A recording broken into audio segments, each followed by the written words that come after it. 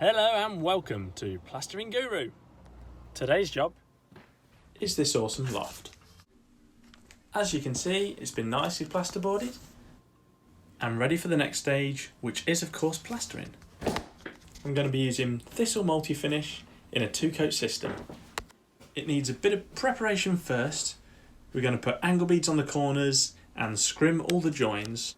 But first, time for the vacuum. Yes, that's right. Get the hoover out before we start. Are we crazy? Well, when the job is finished, instead of hacking away at a concoction of splashes and whoopsie daisies, you can peel them away with ease, with the satisfaction of leaving the floor cleaner than when you arrived. Now that the floor is protected, we fix up the metal corner beads and roll the fibre tape mesh between the joints of the plasterboard for some reinforcement strength.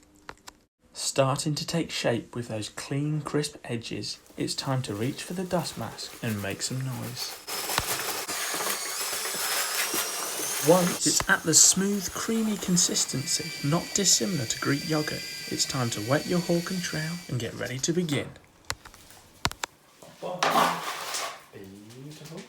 First of all, start by going over the mesh fibre tape, also known as scrim. Using firm pressure, you'll hear a scraping sound made by the trowel.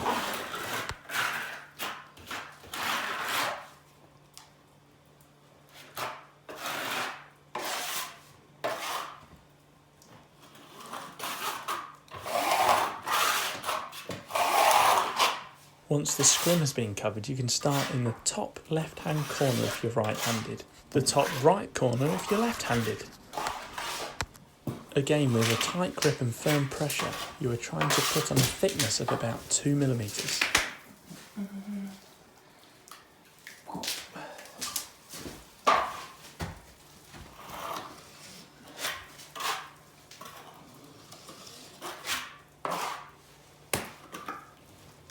Although this ceiling line will eventually be a curve, at this stage it's much more efficient to do a straight line.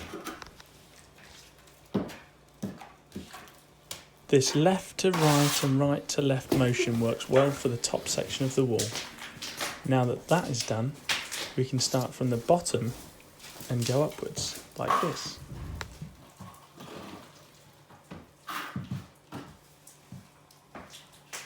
Noticing that at the right thickness, there isn't a sound made by the trowel scraping on the plasterboard.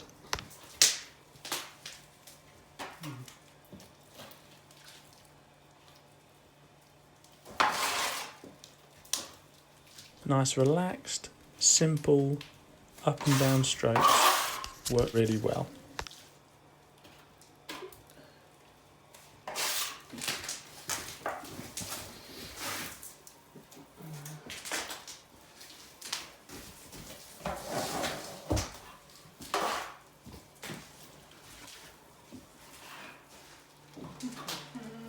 Continue this process through the whole of the wall.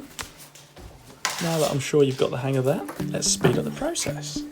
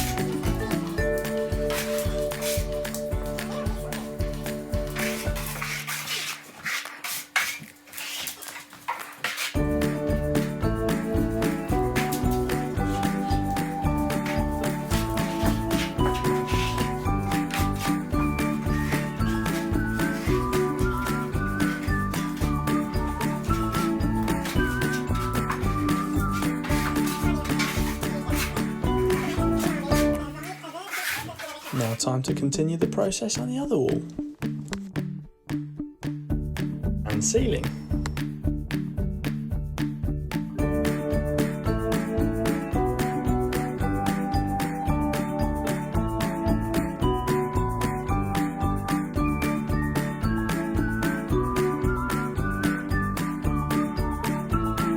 Then the reveals can be done.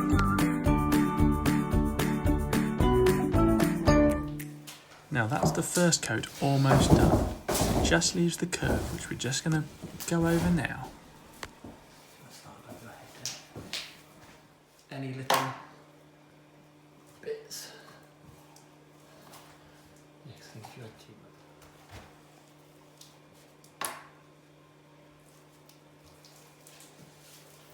much. With a controlled hand smoothly going over the curve and adding a bit of plaster when necessary.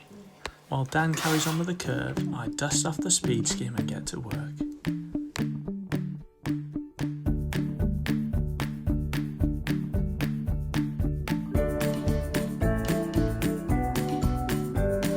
Just this last part of the curve and the reveal's left to do.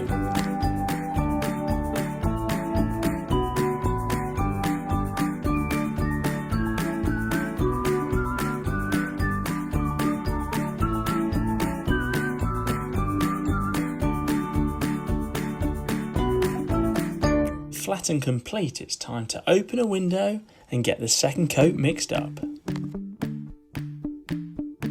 You'll need to mix up approximately half of what you used for the first coat, as the second coat goes on 1 mil thick. Just like the first coat, firm pressure, but using half as much plaster.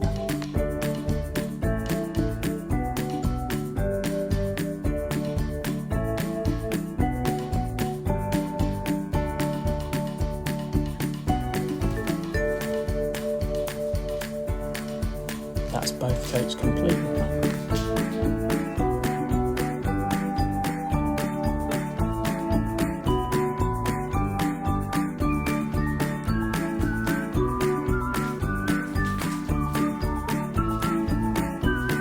Now's a good time to leave it 15-20 minutes so you can wash out your buckets and get cleaned up before giving the wall another trowel over.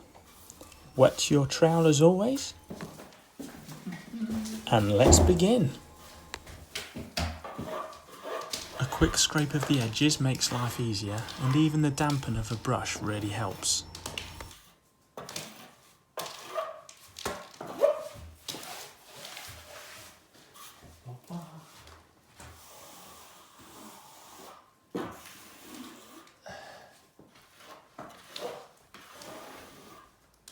Again, a firm grip is essential, and a nice tight angle with the trowel against the wall really helps a good flatten.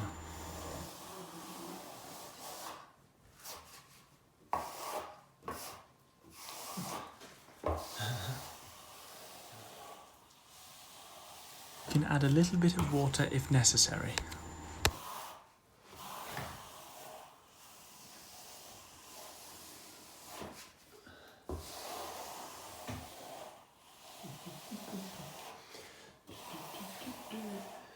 Continue along with all the other areas.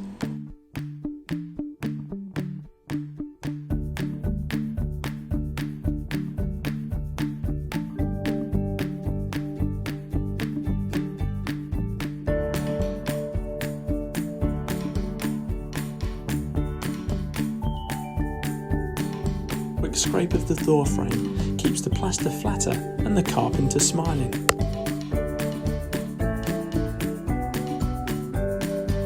Once that's finished, leave for 15-20 minutes, then repeat the process, lubricating with a bit of water.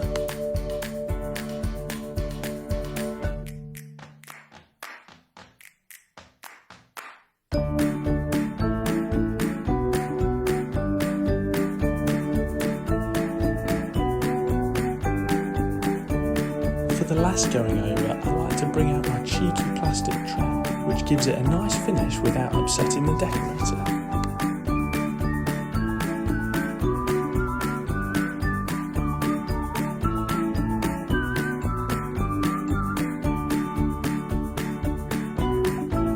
And there we have it. Look at that. A much more curvaceous ceiling and wall, finished without any drama at all. Taken from plasterboard gloom to top-notch Skim City. As always, thank you very much for watching, and if you enjoyed this, you might consider subscribing or checking out one of my other videos. But until next time, take care and I will see you again soon.